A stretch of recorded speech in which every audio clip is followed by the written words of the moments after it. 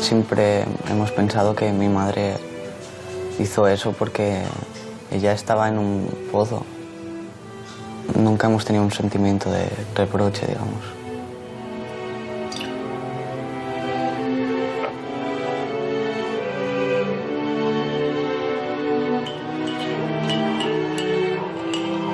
Clara y yo siempre hablamos del problema y siempre nos apoyamos mutuamente. Porque si no puedes sacar las cosas que piensas, yo lo pasaría fatal.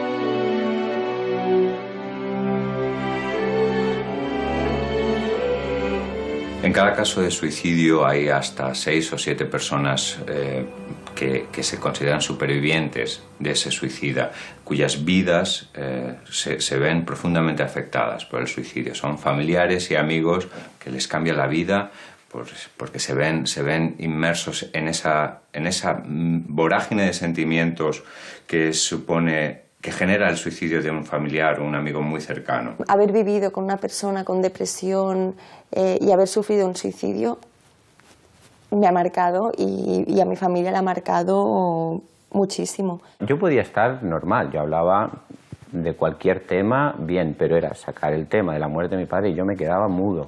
Es como si fuera algo muy íntimo tuyo. Es como si fuera un secreto que no te hace falta que sepa nadie. No puedes imaginar qué complicado es planear matarte. Es absolutamente terrorífico. Y no hay palabras. Tengo escalofríos justo pensando en ello.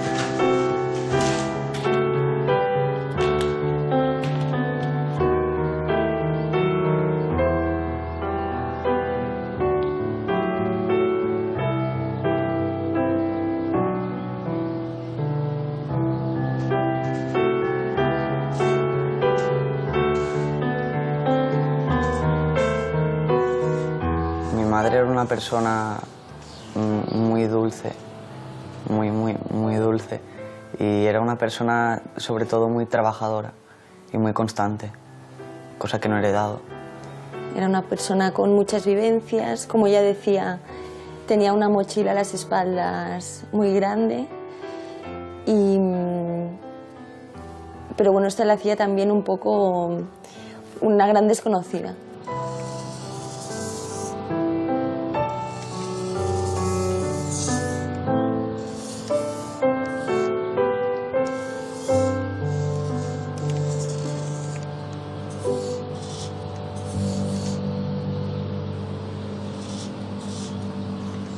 Para mí era una persona con muchas contradicciones. Básicamente empezó su vida estudiando y queriéndose formar, trabajando desde muy joven, y entonces derivó su vida laboral hacia una parte económico-comercial como muy estresante y muy de yuppie esa época, ¿no? Pero por otro lado tenía un tema como muy espiritual y muy interior, que quería muchísimo a sus hijos, por ejemplo, y así, ¿no? Pero que desgraciadamente, a causa de su enfermedad y tal, pues fue como perdiendo un poco el contacto con la realidad y con todo eso, ¿no? Entonces todo era como muy exagerado, tanto la parte laboral como la parte afectiva también, ¿no? Yo recuerdo que a los 12 años, como muy pronto, me empecé a dar cuenta que mi madre tenía un problema grave. No sé, a veces llegaba a casa y se ponía a llorar mi madre conmigo. Y yo lloraba con ella. siempre la recuerdo en periodos depresivos, en periodos tristes de su vida, claro, casi prácticamente toda nuestra relación. Creo que un día cuando era más pequeña le dije, ay mamá, siempre estás triste. Para mí el alcoholismo fue el detonante, quizás para ella tapar toda esta parte depresiva, ¿no?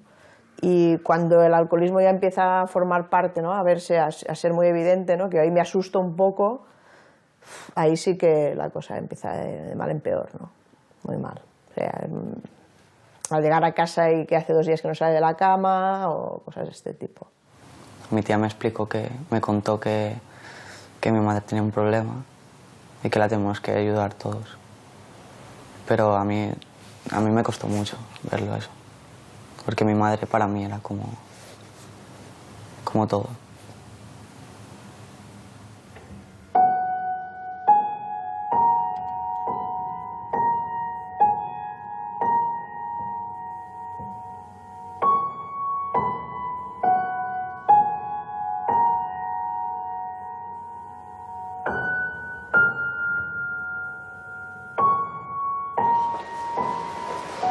Mis sobrinos siempre tuvieron una actitud como de cuidadores, muy desde el principio, ¿eh?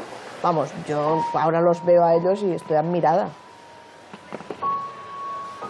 O sea, Adrià estaba solo en casa y de repente su madre se desmayaba o le pasaba alguna cosa y el tío, con, no sé, 6 años, pues abría la puerta, se iba a la vecina que sabía que era médico y le llamaba, ¿no? Y le decía, ves que mamá está en el suelo. Pero, o sea, él seguramente estaba angustiado porque yo intentaba llamar mucho y tal. Pero él te decía, no, todo controlado, he ido a la vecina, ha venido, resulta que mamá pues ha tenido un pequeño desmayo, pero está bien y controlada y tal, ¿no? Y tú estabas como, bueno, vale, pero a ver, ¿y tú cómo estás? No, bien, yo ya he cenado, huevos, cada noche cenamos huevos, pero bien, he cenado y no pasa nada, ¿no? Y tal. No se puede decir que nadie goce de plena salud mental. Todos somos susceptibles de tener periodos de trastornos más o menos pues, graves. Pero el concepto de salud mental y la afección, el trastorno psíquico, está presente en casi todos los casos de suicidio.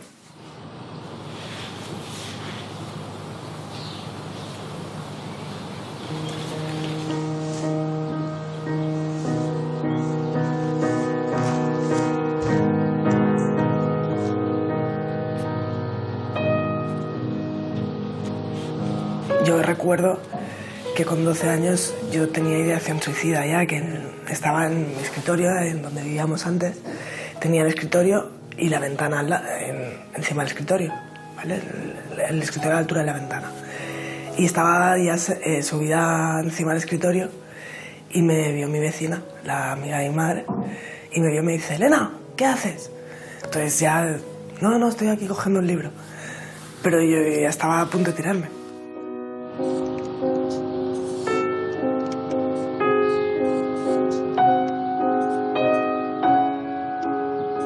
Yo cuando tenía 12 años, yo no me duchaba si no me duchaba mi madre. Y mi madre nunca tenía tiempo y me duchaba una vez a la semana. Y el pelo, pues, bueno, iba hecha una porquería al colegio. Entonces sí que recuerdo que me insultaban, me decían de todo. Y ahí me sentaba muy mal. Y ahí es cuando yo empiezo a sentirme mal. A partir de los 16, sí que entonces habían unos enfados desproporcionados, unos arranques no de violencia, sino, bueno, violencia verbal, eso sí. Bueno, era insoportable el tema de los tacos, de enfadarse muy rabiosamente por pequeñas cosas. Entonces empezó a tener ella una angustia interna, pero tampoco se sabía expresar.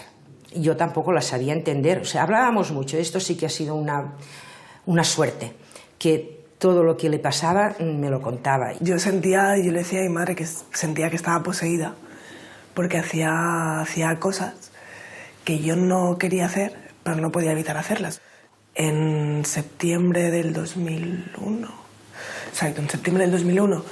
yo le pido ayuda a mi madre, vamos al médico y me dan cita para febrero del 2002. Y a principios de febrero yo hago mi primer intento de suicidio.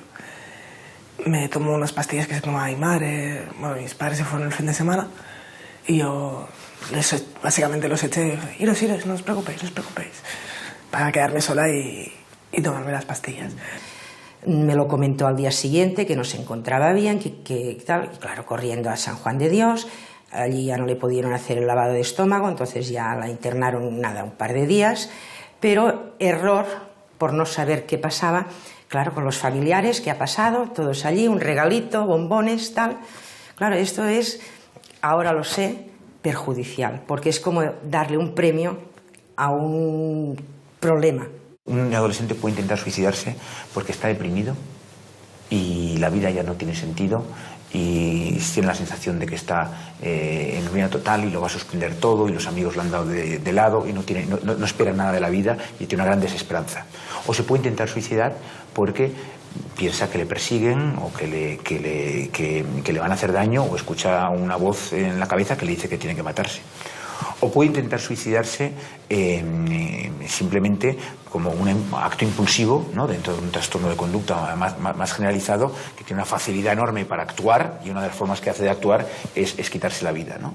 O puede no intentar suicidarse, pero sí hacerse daño, no calcularlo bien y conseguir el suicidio, ¿no? O sea, se puede llegar por múltiples vías. Al segundo intento, que se tiró al mar, pues claro, la policía a las 3 de la mañana... pues que habían sacado a mi hija del mar. Bueno, al hospital otra vez. Otro intento de suicidio cortándose las venas. Bueno, así 6 hasta el 7º que se tiró al metro. Yo recuerdo el estar en la vía del metro, intentar levantarme y no poder levantarme. Me dio un golpe en la cabeza, aquí tengo un bultito, una hendidura. Entonces me operaron de la cabeza para quitarme ese hueso que se había hundido. El brazo lo tengo todo como si estuviera quemado, pero que en realidad es todo rasgado del metro. Y la paraplegia.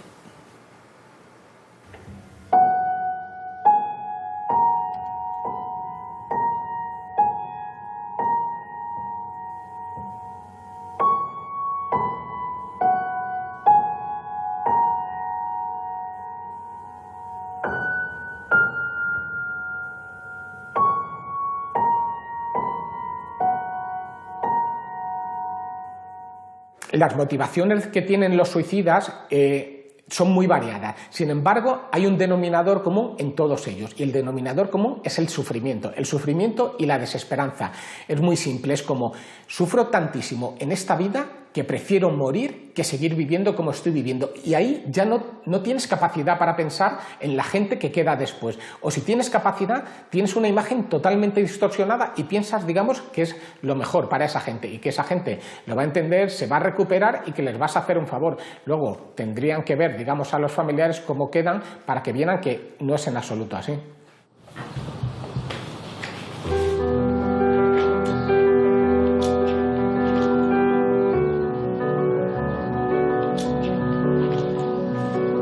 El suicidio de mi padre fue algo que nos dejó completamente, no sé, nos resultaba imposible asimilarlo.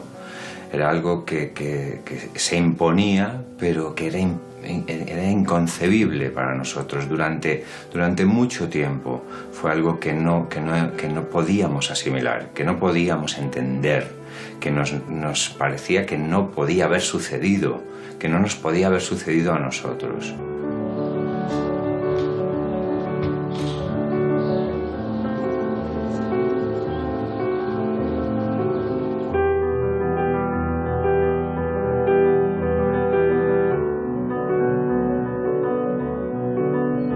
Antonio, mi marido, era un hombre bueno. Era tan bueno que apenas hablaba. En parte yo me parecía que lo conocía. Y me gustaba que fuese calladito y prudente, sí. Sí me gustaba su forma de ser, pero no sabía yo hasta qué grado de daño tenía.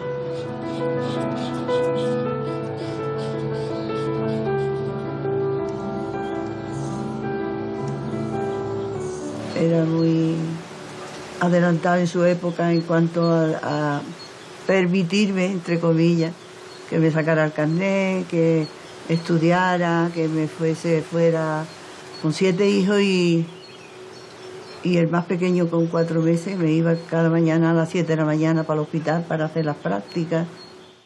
Como hablaba poco y hacíamos un viaje, por ejemplo, de aquí a Málaga y no hablaba nada, yo siempre pensaba, eso es que no me quiere, eso es que no me quiere. Yo me resentía también de ánimo. Pero nunca pensé que tuviera una enfermedad tan profunda. Una de las cuestiones que más angustiaban a mi padre a lo largo de toda su vida era la posibilidad de una ruina anticipada. Él anticipaba la posibilidad de una ruina económica que nunca se dio, pero que le angustiaba profundamente. Y decía una frase, esto no puede ser, esto no puede ser, decía. ¿Cómo no va a poder ser? Si hemos pasado ya, por ejemplo, 30 años diciendo tú que no puede ser y hemos podido, porque el no puede ser era el gasto, llevar la casa para adelante y lo que suponía el coste de la vida. Un sábado por la mañana sentí un golpe, digo, es que está lavando el coche.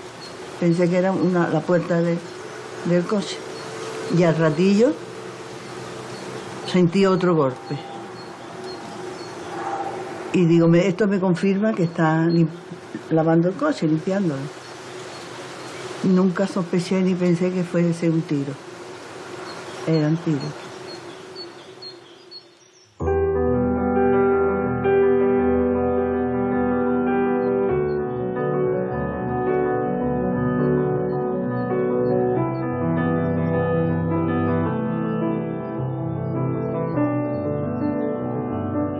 Los suicidios muchas veces es una complicación más del trastorno mental.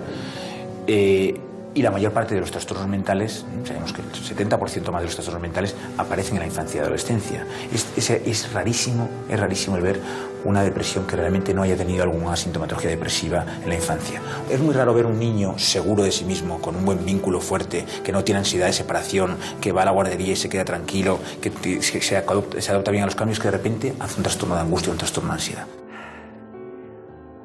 Cuando eres pequeña no sabes lo que falta.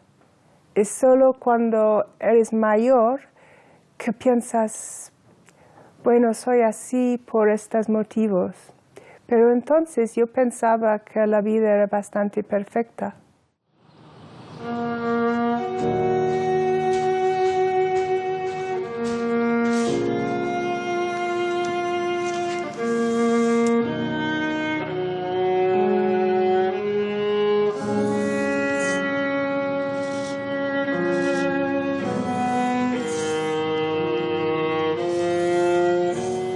Tenía una infancia bastante privilegiada, pero un poco triste. Mis padres eran muchísimo mayor que yo, mis hermanos mayor también, entonces estaba súper sola. Mis padres no mostraban mucha afección, estaban bastante fríos ambos. Y me mandaron siempre fuera a jugar en el jardín o tenía un caballo y siempre estaba fuera montando. Nunca mostraba mis emociones. Tenía como miedo a todo el mundo, tenía miedo de la vida. Y luego fui al colegio internada y ahí estaba bastante feliz, pero esto es porque no estaba en casa. Y estaba la única niña que no estaba deseando las vacaciones.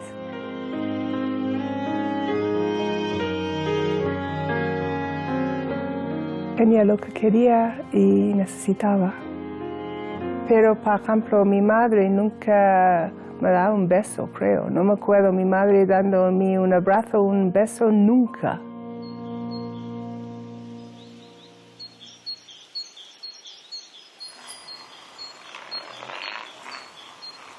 La verdadera prevención es la que se hace en las primeras etapas de la vida, ¿no? Y en las que se generan niños con vínculos fuertes, niños seguros de sí mismos, niños que saben que pueden modificar el entorno. No hay mejor forma de generar desesperanza que yo no sea capaz de controlar, que da igual lo motivado que esté, la cantidad de trabajo que le ponga, las ganas que le ponga, lo bueno que yo sea, que de forma independiente voy a recibir palos o premios desde el exterior. Eso va a generar una persona absolutamente insegura, que en un momento de debilidad o en un momento de crisis va a hacer crack y va a ver el suicidio como única forma de salida.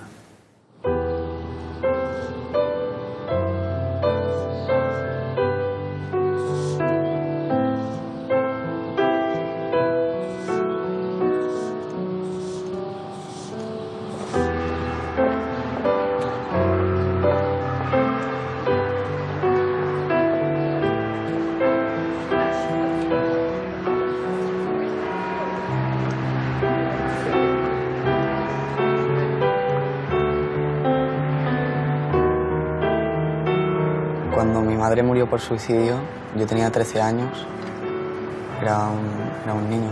Y ese día yo llegué del instituto a la hora de comer, como siempre, y yo vi a mi padre dentro de casa, el cual hacía 10 años que no pisaba.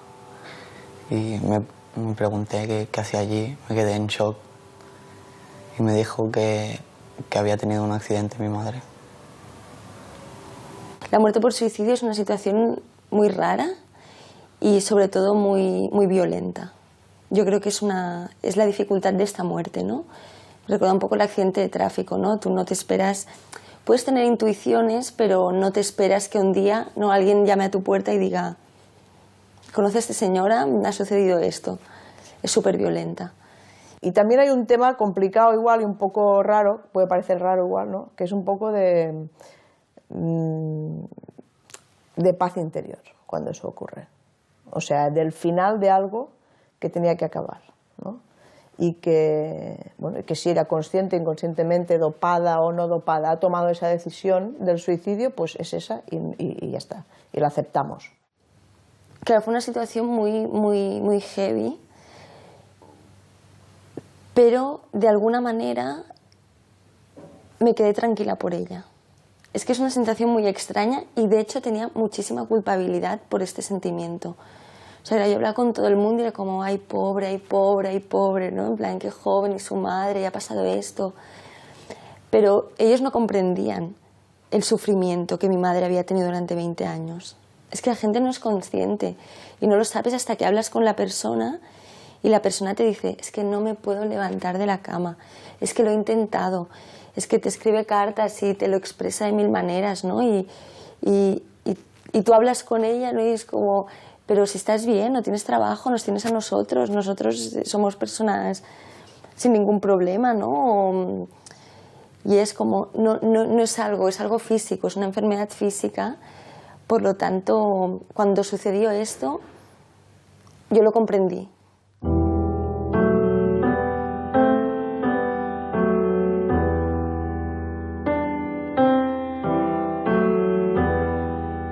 Es muy fácil caer en una depresión. Hay muchísimas cosas que te pueden hacer caer en una depresión. Pero yo lo veo con una enfermedad grave y durísima. La peor. Yo creo que es la peor enfermedad que existe.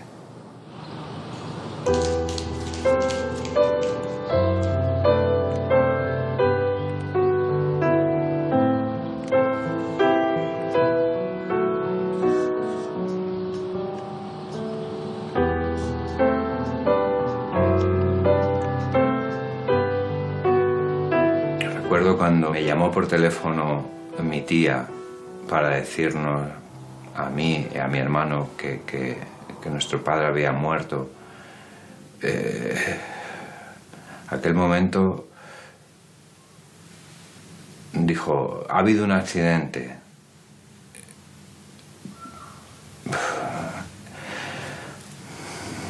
Mi hermana intervino en el teléfono y dijo: no ha sido un accidente. Mi expresión de desesperación era: ¡Dios! Muy fuerte. Y lo repetí varias veces. Y ya mi cuñada que vivía en esa finca de al lado, lo escuchó, los primos también lo escucharon. Los gritos eran desgarradores. Una tragedia, ¿no? De repente, bueno, escuchas gritar a tu madre, a tu hermana y te preguntas ¿qué está pasando? ¿Qué está pasando? Y bueno, me levanté y yo pensaba que era un sueño, era un mal sueño que no terminó nunca. Al final te das cuenta que va pasando el día, que aquello es real y que te ha cambiado la vida. De repente, todo lo que parecía estructurado en tu vida, pues eso, de niño adolescente de 14 años, se trastoca por completo. Y fue complicado. De los 7 hermanos, los 2 más afectados por la muerte de mi padre fueron los más pequeños. José Luis, Isabel, eran los que vivían en la casa todavía. Los mayores ya éramos independientes, trabajábamos, pero ellos 2 eran muy jóvenes todavía. Y mi hermano pequeño, José Luis, se quedó fuera de la realidad. Durante mucho tiempo también tuvimos la sensación de que el mundo no iba con él, estaba en las nubes. Dejó de estudiar, era completamente ajeno al dolor que expresaba mi madre casi a diario.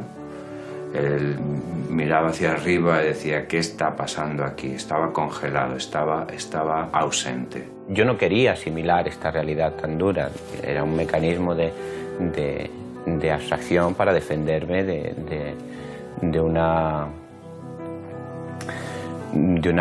realidad demasiado dura para un niño tan joven, ¿no? Recuerdo algo que después me dijo mi hijo José Luis, que él no sabía qué hacer. Cuando el padre murió, nos sentábamos delante de la chimenea en un sillón y yo me ponía a un lado, mi hija Isabel al otro y en medio, abrazados los 3. Y dice, mamá, yo, cuando las 2 ponía ahí a llorar, no sabía qué hacer. Él era pequeño para poder sacar sus emociones o qué sé. En estos casos, en los casos de muerte por suicidio, existe una gran culpa. Las personas se sienten culpables por no haberse dado cuenta, por no haberlo detectado. Existe también un gran enfado. Muchas personas se enfadan porque se sienten abandonados, porque se preguntan cómo has podido hacerme esto. Y también existe sobre todo una gran vergüenza al juicio de otros familiares más lejanos o de vecinos, con lo cual se tiende a ocultar. Para mi madre fue durísimo. Se culpabilizaba, no lo entendía, le dolía y lloró muchísimo. Lloró mucho, durante mucho tiempo. Sí, también, porque también escuchaba a alguien. Mi marido estaba muy solo, porque como yo estaba trabajando, eso era criticado también. También vinieron otros familiares a hacerme la visita, pero ¿por qué no lo llevaste al médico? Yo me sentía muy culpable, muy culpable. Mi madre vive en Málaga, en una casa en el campo. Ella ahora mismo vive sola. Mi hermano Carlos y yo vivimos aquí en Madrid.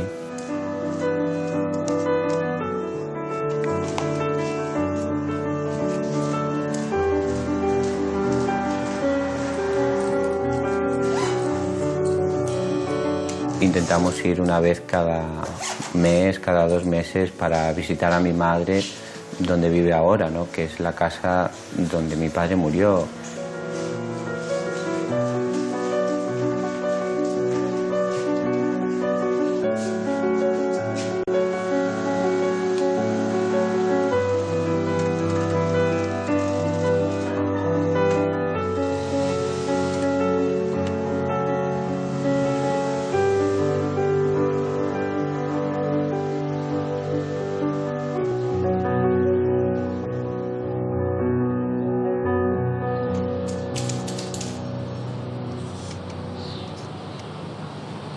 Una vez médicamente Elena ya se podía levantar de la cama, entonces me vinieron a buscar para hablar con una psicóloga y me dijeron que qué había pasado para que mi hija se intentara suicidar. Le expliqué un poco la historia de cómo había ido, pero que yo no estaba conforme con el diagnóstico que me habían dado hasta entonces, que era primero una depresión por la juventud, porque bueno, las parejas que tienen ahora se cogen, se dejan, bueno, un adolescente.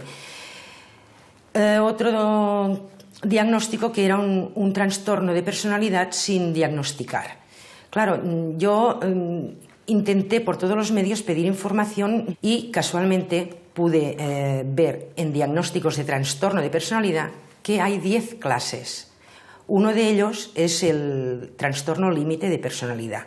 Un trastorno límite de personalidad, básicamente, lo que genera es una exageración de las emociones, ¿vale? Un conflicto de emociones internas que hacen que no sepas lo que estás sintiendo y que no entiendas lo que sientes, porque es muy exagerado.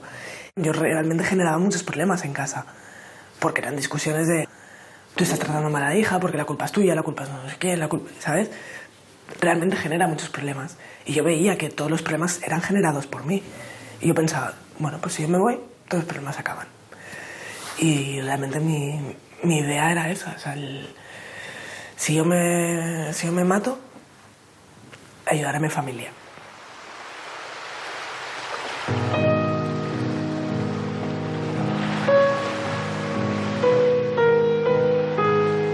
Existen muy pocos suicidios en los cuales la persona que se suicida no tiene una enfermedad mental. Cuando eso sucede en una etapa como en la adolescencia, ¿no? En la que lo natural es que se está al principio de la vida y que uno tiene muchísima trayectoria por delante, en la inmensa mayoría de los casos, si no es el 100%, en el 99% de los casos, hay por debajo un trastorno mental.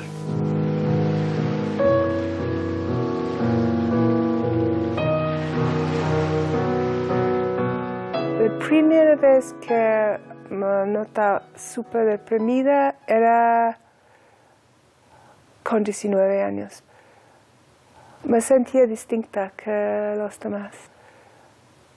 Como estás andando en otro planeta, que no podía comunicar siempre con la gente, hasta que en fin salió de mi país. Estaba siempre viajando, porque no aguantaba estar cerca de la familia, que es una pena, no era exactamente su culpa, pero es circunstancias.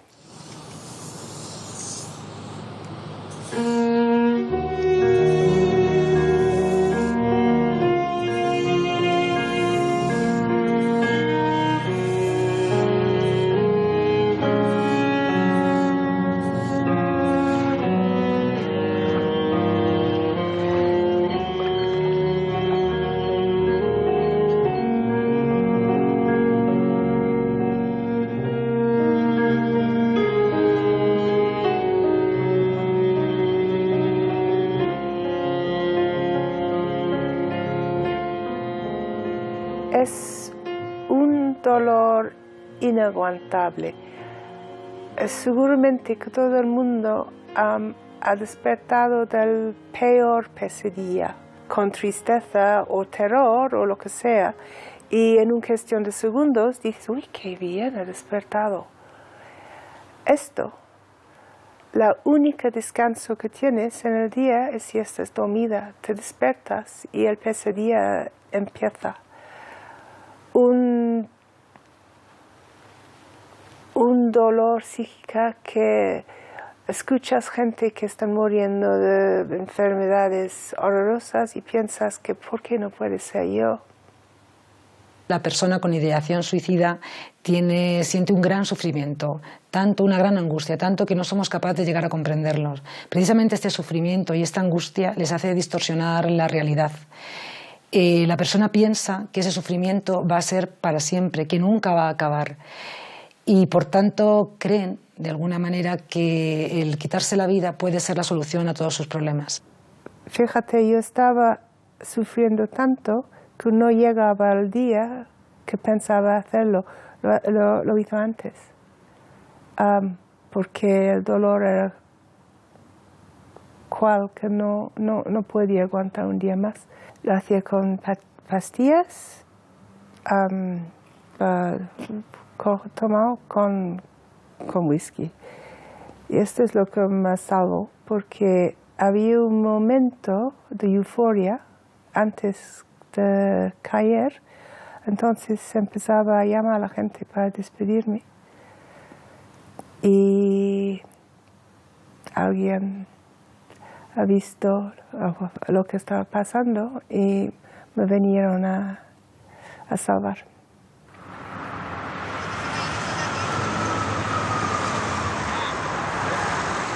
En mi familia, el tema del suicidio lo hemos hablado abiertamente, sí, desde el mismo día. De hecho, en la primera noche que mi madre murió, casi no dormí, precisamente hablando, comentando las dudas o los sentimientos que nos estaban pasando a todos por la cabeza. Yo creo que tanto yo como mi hermano hemos superado la situación y hemos tenido un duelo súper bueno por el hecho de hablarlo y de ser conscientes del problema.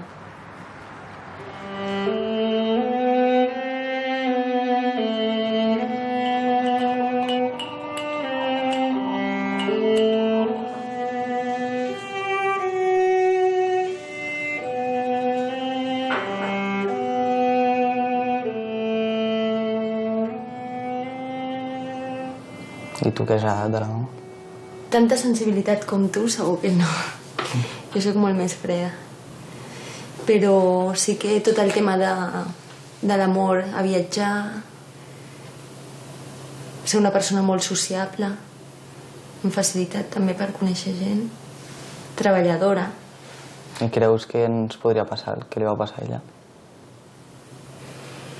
No, home, jo crec que això li pot passar a tothom, no en general. El que sí que aprens és a potser a prendre decisions a partir d'aquesta experiència, no? I jo si em trobés en la mateixa situació potser actuaria diferent. I tu? T'ho has plantejat? Sí, a mi em fa bastant de por aquest tema. Em fa por tenir problemes, tenir aquests problemes. És una cosa que no vull fugir d'això. Només pel fet de passar per això ja per mi seria algo. I és això, és aquesta part que he heredat. D'aquesta sensibilitat davant les coses. De que moltes coses m'ofenen. Tinc la pell molt fina. Clara y yo nos hemos apoyado mucho siempre, hablando de ello. Porque si escondes el problema no hay manera de solucionarlo, ¿no?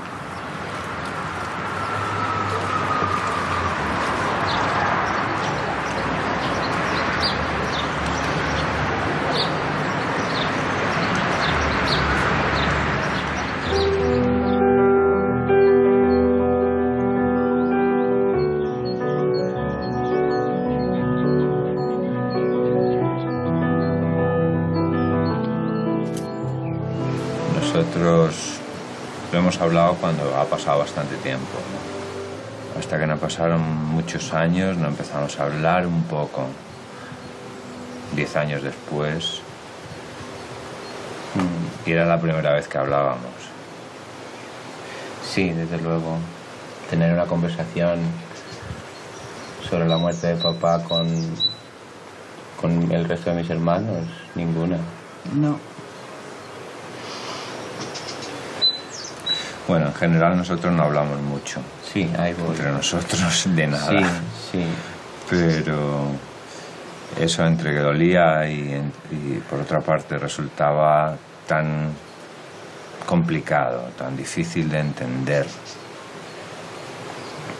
nos resultaba inabordable, ¿no? No sabíamos qué decir, no sabíamos qué decir. Pues yo he estado muchos años sin querer decir la palabra suicidio, hasta hace poco. Siempre decía murió. Mi marido murió, o tu padre murió, o cuando tu padre murió, hace tantos años, la palabra murió. Yo nunca he tenido problemas para decir que se suicidó. Para mí ha sido, bueno, sí, un sufrimiento íntimo, familiar y bueno, pues la pérdida de un padre. Pero cuando me han preguntado siempre he respondido sí, que mi padre se suicidó y que yo era joven y bueno. Cuando yo fui a sacar una partida de difusión, la persona que estaba allí atendiéndome abrió un libro y leí yo muerte por arma de fuego en la zona cardíaca. Me impactó muchísimo. Yo cuando todavía no decía abiertamente, no hablaba de esto, siempre me preguntaban, ¿y tu padre? Yo decía, mi padre murió del corazón. Tiene poco sentido, ¿no?, el quejarnos de que uno de los grandes problemas que tiene la salud mental, la falta de salud mental, temas psiquiátricos, es el estigma, cuando somos nosotros en ocasiones los que a través del tabú, ¿no?, promocionamos ese estigma, ¿no? Y el caso del suicidio es un problema enorme que tenemos que afrontar y de lo que no se habla no se puede solucionar, ¿no?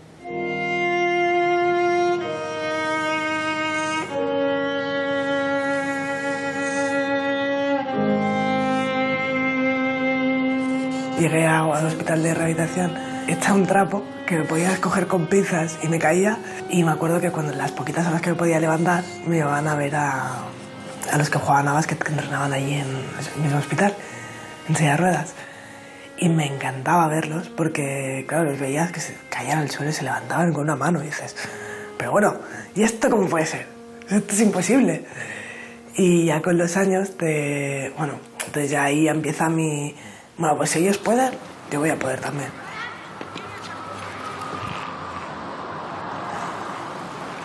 En el hospital van a probar diferentes deportes. Básquet, tenis, esgrima, halterofilia. Y bueno, yo los pruebo todos. Pero el que realmente cuando ya lo pruebo, el que me tira es el tenis. Poquito a poco me pongo en serio a partir del 2008, ya me pongo las pilas de decir, voy a darlo todo, voy a intentar ir a Londres. Y ahí empieza mi recorrido fuerte con el tenis. Empiezo a entrenar todos los días de lunes a viernes a mediodía, entrenando sola, entrenando también con compañeros. Entonces ya me llaman para la Copa del Mundo, poquito a poco, voy mejorando el nivel hasta que conseguí clasificarme para los Juegos Paralímpicos. Que ahí no hice nada, perdí en primera ronda, pero me lo pasé de muerte.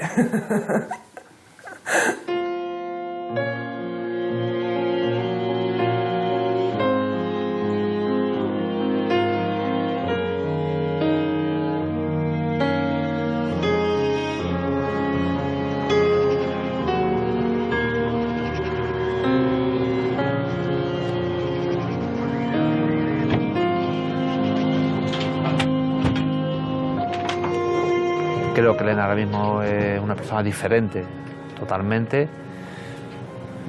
Sí, entiendo que aparte de que haya tenido los problemas que haya tenido, la enfermedad y demás, pienso que esto lo que te hace es... Cuando tú haces algo como esto, te puede ocurrir dos cosas, o hacerte más débil o hacerte más fuerte. Yo pienso que ella la ha hecho más fuerte. Normalmente los trastornos de personalidad al límite se tratan entre 2, 5 o 7 años, si el enfermo ya ha aceptado que tiene la enfermedad mental. A partir de aquí hay buenos resultados. Se pueden integrar perfectamente a una vida normal, sabiendo que tienen momentos de crisis, de angustia que pueden controlar y que pueden tener una ayuda, que esto es muy importante. En un momento dado y puntual pueden necesitar una ayuda y poderla pedir. Esto es muy sano para ellos. Un potencial suicida, para mí, entre otras cosas, necesita apoyo psicológico de un profesional que le haga ver una cosa, y es que no va a seguir siempre sufriendo igual, que permita, digamos, que se deje ayudar la persona. Y luego también lo que es importantísimo es acabar con la desesperanza, es enseñarle, digamos, a ver esos problemas que tiene de una manera diferente. Yo hice terapia que me enseñó que si trabajas tu propia personalidad, lo puedes cambiar. Soy la misma persona, pero no tengo el lado oscuro que era dentro. Es que a veces quizás hay un pequeño hueco que intenta a meterse y paro y le digo a mí mismo, vete, vete. No entras y el diablo se va.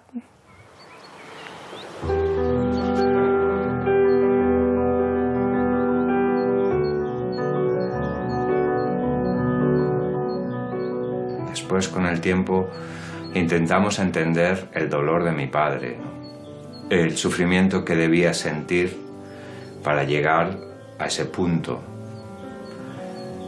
Y también nos reprochábamos no haber sabido verlo, no haber sabido ver que sufría tanto.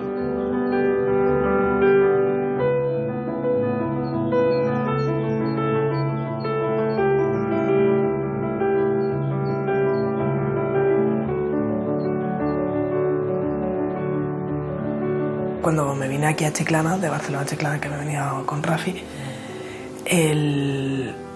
los primeros días estaba descontrolada. Claro, es un cambio muy, muy grande y estaba descontrolada y ahí es una pequeña crisis que la puedo controlar yo sola porque no es grande. Pero sí, por ejemplo, cuando murió mi padre hace 1 año y medio, sé que lo pasé muy mal y ahí sí que necesité ayuda externa de una psicóloga. Poco a poco me he ido estabilizando y a medida que van pasando los años, cada vez estoy más estable. Cada vez, bueno, me conozco más y sé cuando estoy bien y cuando estoy mal. Y cuando estoy mal, estoy mal, cuidado. Cuidado con lo que pasa aquí, que me tenéis que cuidar ahora.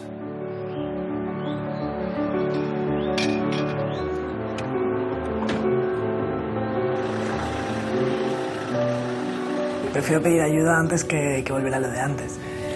Que a lo mejor esa crisis también la podría superar, a lo mejor sí. Pero porque prefiero pedir ayuda, me quedo más tranquila. Y mi familia también, claro.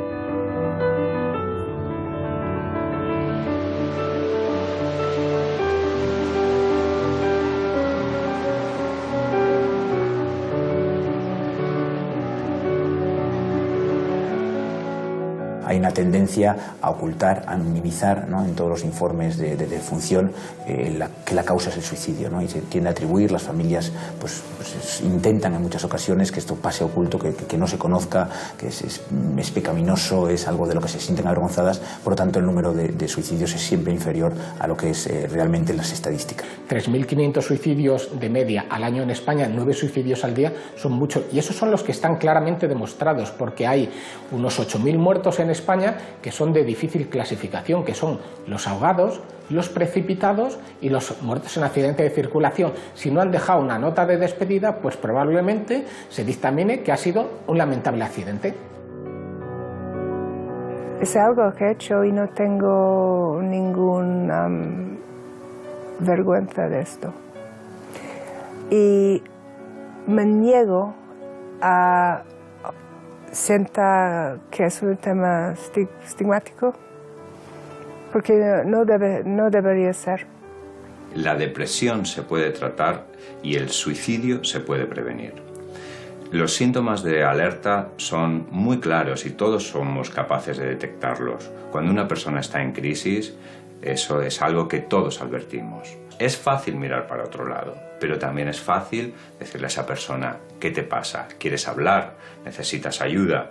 Hay muchas ocasiones en las que se requerirá ayuda de un profesional, pero ese paso primero, ese acercamiento a una persona que sabemos que está pasando un mal momento, que está sufriendo, que tiene un trastorno más o menos profundo, lo podemos hacer todos.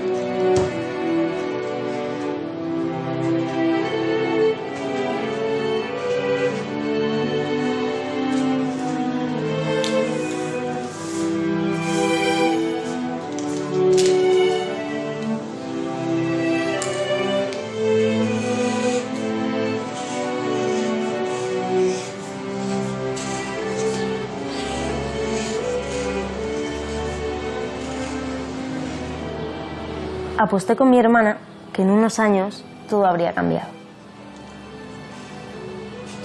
Que lo que entonces le parecía tan difícil ya no significaría nada. Le hubiera ganado la apuesta. Te echo de menos todo el tiempo, Yara.